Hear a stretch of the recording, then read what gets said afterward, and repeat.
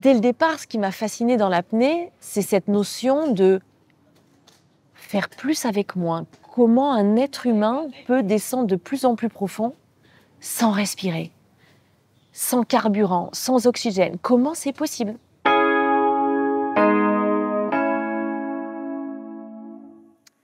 Salut, c'est Alice Modolo. Je suis apnéiste et j'étais pas du tout prédisposée à devenir sportive de haut niveau puisque j'étais dentiste. Mais à 23 ans, j'ai découvert l'apnée et j'ai arrêté mon métier de chirurgien dentiste à 35 ans pour me lancer dans cette aventure folle. Et aujourd'hui, ça m'apporte énormément. J'étais passionnée par le potentiel du corps humain, par l'intermédiaire de mes études de médecine. J'étais fascinée par ça. Et grâce à l'apnée, c'est un peu comme si je me construisais de l'intérieur. Parce que quand vous êtes en apnée, vous vous privez de respirer, c'est la seule discipline où on se prive d'une fonction vitale. Et donc tout ce qu'on doit mettre en place doit avoir beaucoup de sens et de cohérence. Et de me priver de respirer, j'ai appris à respirer. Quand je décide de devenir sportive de haut niveau, il faut que j'actionne des bras de levier importants pour rentrer dans le game. Si je suis le même chemin que tout le monde, je ne vais pas pouvoir faire la différence. Et donc, les deux bras de levier que j'actionne, c'est le mental et la respiration. Dès le départ, je comprends que la respiration va potentiellement me faire un gap important. Et ça, je dirais que c'est mon métier de chirurgien dentiste aussi qui m'a permis d'en avoir conscience. Dans mon métier, quand on voit des enfants en pleine croissance qui ne peuvent pas respirer normalement par le nez, ça déforme tout leur visage. Ils sont obligés de respirer du coup par la bouche. Du coup, la langue ne vient pas stimuler le palais, ne permet pas une croissance harmonieuse. Ce palais, donc, du coup, va être complètement étroit, empêche toute la structure nasale d'évoluer. Ils sont privés de cette respiration qui est la respiration physiologique, puisque le nez filtre l'air, le purifie, réchauffe, etc. En fait, c'est l'organe essentiel de la respiration.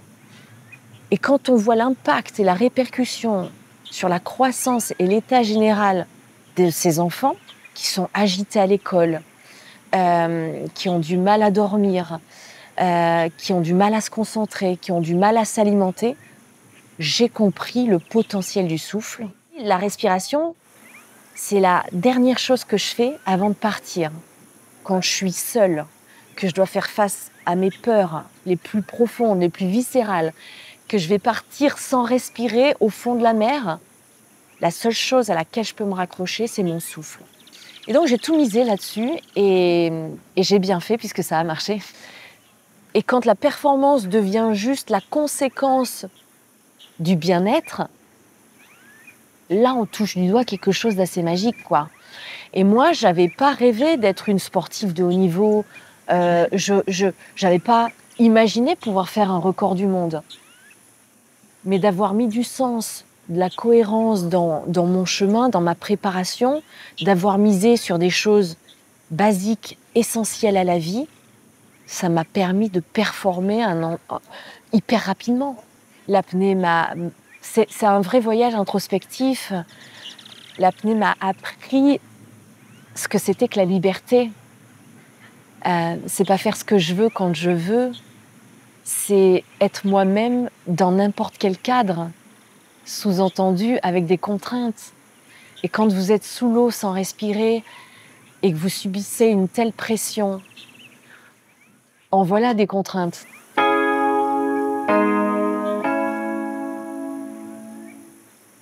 Ma routine de sportive de haut niveau, c'est 5 minutes de respiration par jour. Alors bien sûr, j'ai intégré la respiration sur plein d'autres axes d'entraînement. Je ne dis pas que je fais de la course à pied parce que c'est pas vrai. Encore une fois, je n'ai pas une carrière de sportive de haut niveau. Je commence tout juste. Donc je trottine, on va dire, mais je fais des exercices de respiration en courant. Et j'apprends à mon corps à prendre conscience de son potentiel. C'est-à-dire que je cours Et j'arrête de respirer sur 15-20 secondes, toutes les minutes par exemple, même poumon vide. Et mon corps prend conscience de ce qu'il est capable de faire sans air, sans oxygène. Et ça m'aide beaucoup, bien sûr, à me préparer dans ma performance. Donc, concrètement, d'apprendre à respirer, à utiliser son diaphragme, c'est un peu comme si on mettait les compteurs à zéro tous les jours. C'est un peu comme si on évitait que toutes ces pressions, ce stress s'accumulent de jour en jour.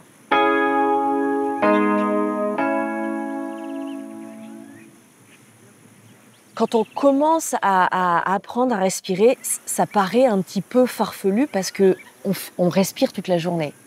Donc on est un petit peu perturbé par est-ce que je le fais bien. En fait, il faut y aller très simplement, très naturellement, juste porter attention à son souffle, à son inspiration, à son expiration. Qu'est-ce qu'on ressent en premier? Est-ce que c'est l'air qu'on ressent au niveau du nez? Est-ce qu'il se passe quelque chose d'autre ailleurs? Et si on prête bien attention, on se rend compte qu'il se passe quelque chose ici, en premier, au niveau du diaphragme. Quand on est tout seul et qu'on veut exploiter son souffle, faut pas trop y réfléchir, faut s'installer confortablement, faut inspirer, expirer, fermer les yeux pour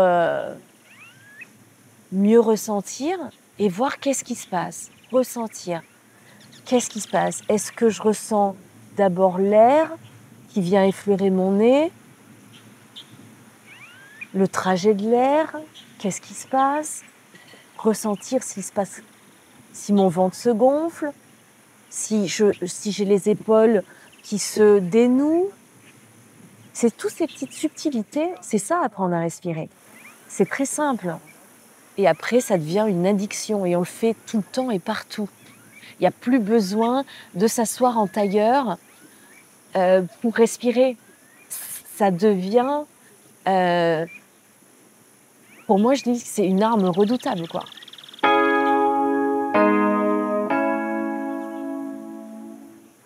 La peur, c'est une émotion qu'on n'aime pas parce qu'elle est inconfortable.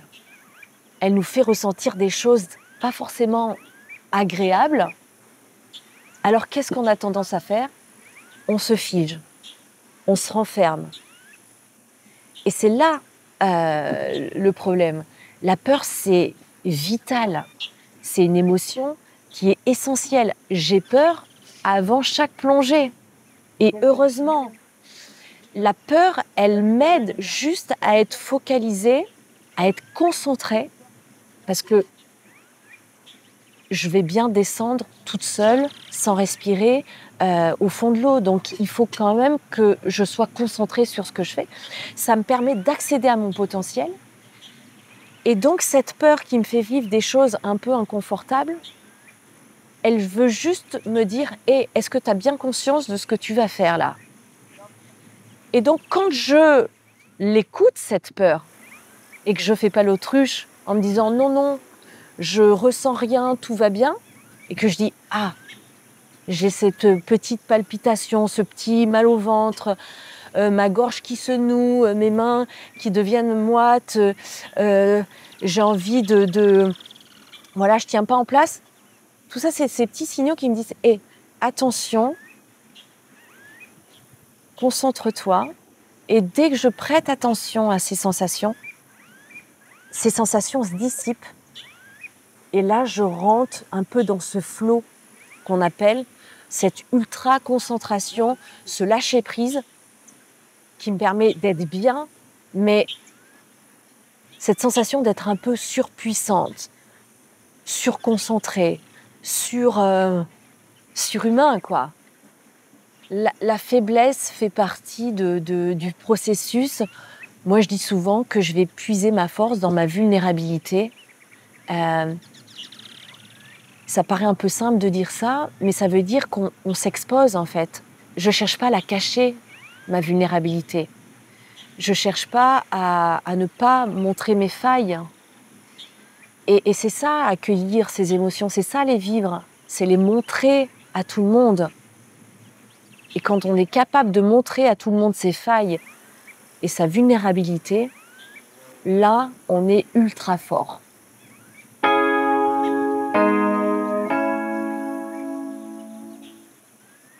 Mon actu, c'est que je prépare les championnats du monde qui vont se passer à Roatán. Et si vous voulez me suivre d'ailleurs, n'hésitez pas. C'est super encourageant pour nous quand on est au fond de l'eau et qu'on sait que grâce à ce drone sous-marin qui nous suit, ces vidéos, vous pouvez les voir en direct. Moi, quand je suis au fond, ça dure une fraction de seconde, je vous l'accorde, mais j'ai une petite pensée pour toutes ces personnes qui me suivent et qui m'encouragent. Et ça me donne un second souffle parce que je dois remonter. Donc n'hésitez pas à venir liker et me suivre sur mes réseaux sociaux. Ça va m'apporter beaucoup de force.